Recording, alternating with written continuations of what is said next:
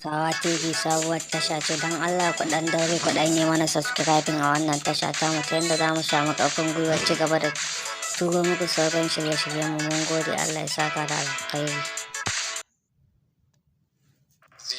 Zibebi kwana da yawa ina ta neman ki ko ista ma ba hawa kullum haba.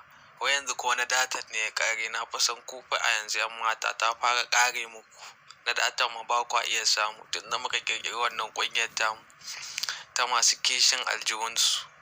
Allah wallahi ke ma kin sani hakan ai yana burge ku kanku. Ki dubi da ka daina kula yan mata, dubi shiga ta yanzu. Yan kuɗaɗe na a jikina nake kashe su, da ku muke kashewa. Ya kika ga haba? Duk wanda ya kirkira mana wannan kungiyar ai ba karamin mutumin kirki ba ne. Mu dai muna godiya da wannan abin da aka yi mana. Aikin banza kawai, idan da wanda ta karewa ai ku ne haba.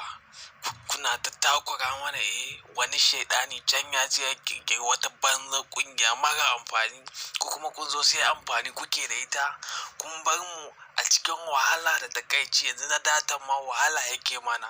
Saboda haka wallahi sai mun tara kungiyoyin mu namu na mata wanda dole sai mun ci muku mutunci sosai, sai kun gane kuranku. Abin nan da kuka yi mana ba za mu taɓa manta da shi ba. Da sallah ba za mu taɓa manta abin da kuka yi mana ba. Kuka dinga tozarta mu akan a baya. Aikin banza ba malam. Yan mata ta kare musu rawar ka ta buje bakwai. Kuɗin mu ne wallahi mun daina kashe muku.